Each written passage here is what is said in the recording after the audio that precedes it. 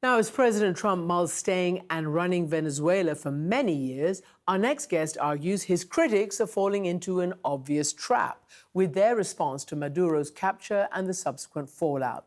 In a new essay, The Atlantic's David Frum warns that opponents of the administration are getting bogged down in the legalities of the military operation, and he's joining Michelle Martin to explain why he thinks Trump's critics are getting it all wrong and why their message keeps failing to break through.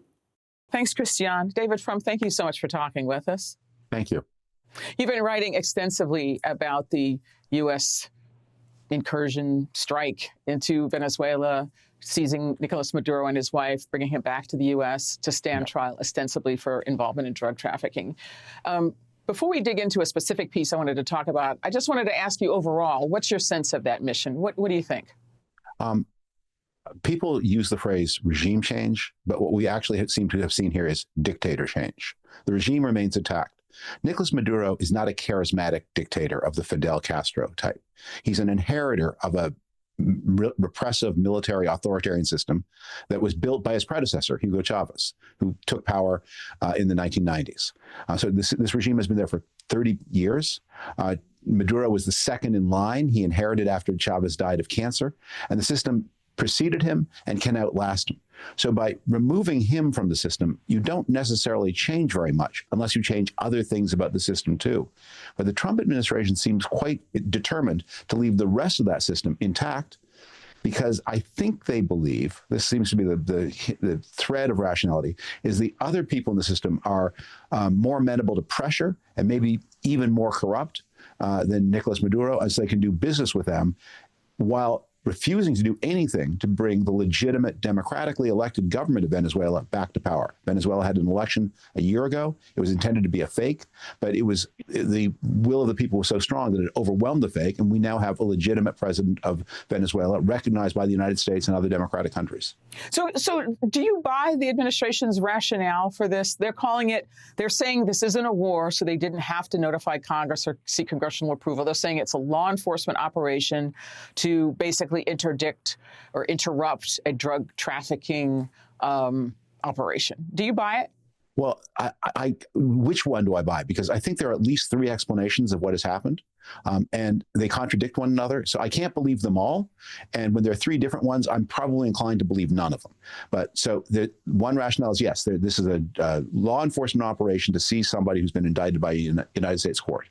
Another is, no, this is an anti-drug operation intended to stop the flow of drugs from Venezuela to the rest of the world. No. This is a war for oil intended to seize Venezuela's oil resources and annex them to the United States. Those can't or to all be true. Or to recover oil resources that were improperly taken 20 years ago. Or that. That's another. Maybe that's now four. So different people have the vice president has put forth an explanation. The president has put forth an explanation. The secretary of state has put forth an explanation. The secretary of defense, or secretary of war, as he likes to style himself, has put forward an explanation. But they're all contradictory. So which one should I believe? There are a lot of reasons why people object. People from across the political spectrum are objecting to what just occurred here. But one of the things that you're saying in your piece, which got my attention, is you're saying that Trump's critics are falling into an obvious trap. What is the trap? What Trump wants you to believe is this is a patriotic operation done by the skilled armed forces of the United States to serve an American national interest. It was heroically and faultlessly executed. And now there's just a lot of petty carping with international law, which no true American would ever care about. And it's just a lot of legalistic gibberish that is standing in the way of appreciating the great patriotic achievement. And one of the things I'm trying to say is whatever this was not done for the national interest. My guess, and this is only a guess, is that this oil talk reveals something real. I mean, obviously, seizing Venezuela's oil makes no economic sense for the United States. Well, stop there for a second. Why not? So the present price of oil is $58 a barrel. The United States of America is the largest producer of oil in the world. At $58 a barrel, American producers, many of them have trouble breaking even. Add Canada, which used to be a friend of the United States, and North America produces 28% of all the oil produced in the world. The idea that you need another 1 million barrels a day is crazy, especially when you consider how much will it cost to bring Venezuela's oil to market. The Venezuela oil reserves are located in jungly terrain in the far east of the country. There's been no meaningful investment there for 30 years. There aren't enough roads. It's heavy oil, which has to be brought to it doesn't bubble spontaneously to the surface. You have to inject steam into the ground to bring the oil to the top. Steam takes electricity. Guess what there aren't a lot of in the jungles of eastern Venezuela? Hydroelectric power plants or grids to connect them or pumping stations. There aren't adequate security. So if there are insurgencies or guerrillas there, the whole thing is just bonkers. So for a fraction of the cost it would take to bring any Venezuelan oil to market, you can bring a lot more U.S. or Canadian oil to market. And the problem is the market is saying at $58 a barrel, actually, you know what? We got enough. We don't need more. You've managed to articulate this in a very few minutes. You say that Trump's critics are getting it wrong. Where are they getting it wrong? They're getting bogged down in legalisms. Because when you say this is about how Maduro was arrested, or when you say anything that carries any whiff of defense of this terrible dictator, you're allowing Trump to stage a false argument as if it were the true one. You're allowing him to claim that what has happened here is not something done for the national interest. There is some, we'll learn more about it, there's some shady element to all of this. And that's the place where you need to focus. And the problem is we're all kind of conservative in a small c sense. We all want to remember arguments we used to have and to think about a normal American presidency who does things for a normal American way. And it's just hard for people in Congress, a big institution, hard for people in the media to say, you know what, there's probably a corrupt motive here. And even if it's not immediately obvious what that corrupt motive is, just wait 72 hours and it will become obvious. But don't start with the premise that what you're seeing here is Iraq or Panama or one of those previous struggles replayed. This is something different. This is about somebody having a get-rich-quick scheme. And we just it'll take a little while to discover who that somebody is. It's interesting. Who do you think should be articulating that argument? Should it be members of Congress? Should it be public intellectuals like yourself? Who should be saying that? I think there are things that members of Congress can think without having to say. Obviously, a member of Congress needs to wait to, if there is a corrupt scheme here, you don't want to say that until you have more proof of exactly what the corrupt scheme is. But they need to keep in mind that that's probably what is going on here, and not to allow old habits to drive them into the instinctive response to whatever international law means, that's what was violated here, because that will sound to a lot of Americans like just pettifogging and denigrating a great American military victory, when that's not what happened here. We haven't had a great American military victory. We've had a raid that's apprehended a genuine wrongdoer, but probably for reasons that won't bear a lot of public scrutiny when they're revealed. In their sort of statements initially, most Republicans were on board. Most Republicans supported it, and Democrats are skeptical. But there are some Republicans who have expressed the same doubts that you have, who said that this doesn't make sense according to the market. It doesn't make sense according to past patterns of behavior. I mean, the president just pardoned the former president of Honduras, who was convicted of trafficking enormous amounts of drugs into the United States, convicted in an American court. And so they've pointed out the inconsistencies that you have pointed out. They've pointed out it makes no sense from a market perspective. Do you think any of those arguments are penetrating? No, I think there's a habit here. So there is a long tradition, going back to George Washington's time, of arguments between more interventionist and more isolationist Americans. Those are very familiar arguments, complicated arguments, a lot of good faith on both sides. And I think there are people who would like to support Trump, who want to see us revert to the interventionist versus isolationist argument and to say, well, President Trump pretended to be an isolationist. Now he's acting as an interventionist. He's contradicting himself. But at least we're back in our familiar landscape. And we don't have to adjust to the strange new world in which we live, where those arguments are not relevant to what's happening now. Trump is planning, apparently, or it's rumored or reported or claimed by members of the administration, to follow up what he did in Venezuela by doing a Pearl Harbor on Denmark. Now, whatever that is, that's not a part of our old isolationist versus interventionist arguments anymore, because there's never been an interventionist in American history who said what intervention means is doing a Pearl Harbor on a NATO ally. Mm-hmm.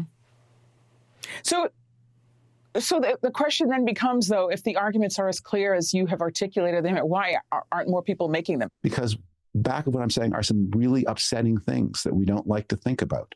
I mean, a lot of people who are critical of this administration say, it's corrupt. It's corrupt. But there are other things going on. If you take that argument seriously, it's very upsetting. We don't have a presidency that has scandals. We have a scandal that is running a presidency.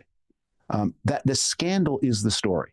And there are many particular scandals, but there's one big scandal, which is a president and his family using the office for self-enrichment on a scale not only never seen in American history, but never seen in the history of any democratic country at all. You have to look to post-colonial Africa or post-Soviet Soviet Union to see comparable billion-dollar scales of self-enrichment. And we want to believe that the country we grew up in, that we loved, the institutions we revere are there. And it's just hard. It's just hard to take on board the scale of what has been done to American institutions, especially in the second Trump presidency, but generally since 2016. A lot of people think that one of the difficulties of America's culture right now is just a sort of a nihilism, a cynicism about everything.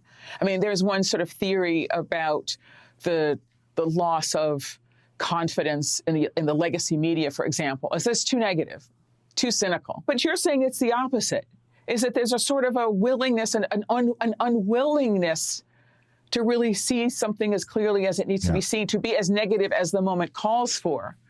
In pro-institutional America, and especially, I mean, people who watch a program like this, we're older. We remember many presidents. We remember an America that for most of us has been a good place for us. We remember that America has been a force for good in the world. We remember the coming down of the Berlin Wall. We remember the spread of democracy in the 1990s. We remember the end of apartheid in South Africa, the end of the dictatorship in Chile, Taiwan and South Korea becoming democracies, Mexico turning into a multi-party democracy. For me, that's yesterday. And we remember a United States in which there's dignity. And however foul-mouthed politicians are in private, when they appear in public, they're dignified. If someone dies, they don't mock the dead. And when you have a president who, when someone dies in the most tragic, horrific way, his instinct is, let me go mock that person. Let me see if the family's not miserable enough. Let me see if the president of the United States can add a little something to the family's misery.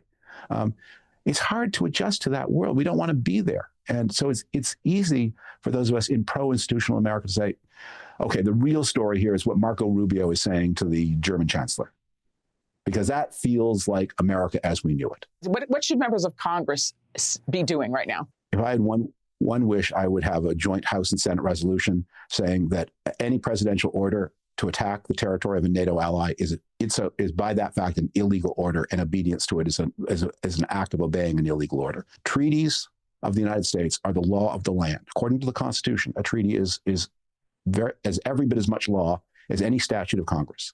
And if a president orders a general officer to attack a NATO ally without first canceling the NATO treaty, that's an illegal order. I'd like to see Congress pass that. I'd like to see Congress pass a resolution recognizing the winner, Edmundo Gonzalez, the winner of the 2024 election, the person recognized by the United States and almost all of America's allies and most countries in Latin America as the rightful president of Venezuela.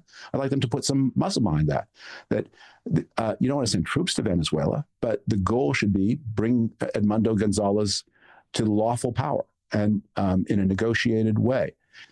So that would be the best outcome. But you need to know where you're going, and bringing the proper legitimate president of Venezuela to power. That should be the American goal, not empowering the next dictator in line. Why do you think it is that this administration is so reluctant to acknowledge this election? I mean, which, as you pointed out, most governments around the world have done. Well, there may be a lot of petty reasons, but I think there's one big one, which is if you took this idea seriously, you'd be signing up for a big challenge. Venezuela was a very successful country from the 1950s to the 1990s. It fell into disrepair under Chavez and into chaos under Maduro. So bringing Venezuela back to what it used to be, using its oil resources for the benefit of the Venezuelan people, that's a big project. It also means that you'd have to stop seeing the quarter of the country that has been driven into exile, 8 million people. by the way, the largest group of them in Colombia, but many in the United States. You have to stop seeing them as invaders and threats and criminals who should be sent to torture prisons. And the act of repatriation is not one that involves a way stop at a torture prison, but involves some way to say, how do we take all the capital and the know-how that has left Venezuela and encourage it to repatriate, at least in part, and to reconstruct the country. This would be a big project. And one more thing, that one of the reasons they're reluctant to do it is if you want to do the project at reasonable cost to the American people, then you need partners. So, this is not going to be an American. We're going to work with Mexico and Colombia and Brazil. Colombia. And that we're going to do. I mean, I think when I think about how this military intervention went, how differently would it have gone if the president had delivered his message, not flanked by his own administration, but flanked by other presidents from Latin America, backed by a resolution of Congress? I think that wouldn't happen for this president, but I think a lot of people think, ending a dictatorship in Venezuela, helping that is rejected by his own people in a democratic vote, where it's a big reconstruction project. We need partners, we need friends, and we need permission from Congress.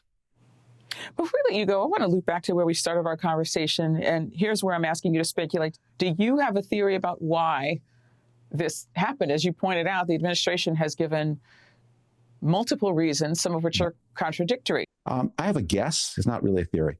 I think the United States has suffered this terrible flow of drug deaths from opioids, not from the drugs that come from Venezuela, which are mostly cocaine.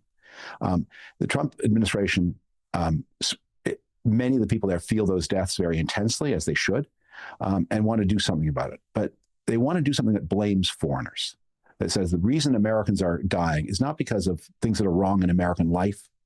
It's not that we need some change in the way we do things here. It's someone else is doing this to us, the urge to blame others. Now, their first attention was to Mexico, which is where actually most of the fentanyl flows from. And before, in the year 23 and 24, there were a lot of talk from people who would become important in the Trump administration about actually using military action inside Mexico. And I wrote about this for The Atlantic. Once in power, it became clear this Mexico war scheme was not very feasible. And anyway, the Mexicans went very far to cooperate with the United States and with the Trump administration. But that urge to do something violent, to stop drugs that are blamed on others, not to look inward, but to look outward for a villain, I think that impulse shifted from Mexico to attach itself to Venezuela. And the irony, of course, is that there genuinely is a big drug flow problem via Mexico. There isn't such a big drug flow problem through Venezuela, but it was a place where those feelings could go. And instead of looking inward and saying, why is it that so many Americans are harming themselves in this way? And so many more than were harming themselves just 15 years ago. Why? What changes need to be made here so that Americans are less inclined to take drugs? They're met with better care when they get it. That anti-overdose remedies are more easily and freely available. Those are, all of that requires thinking and planning, and not just anger and violence. David Frum, thank you for talking with us. Thank you. Bye-bye.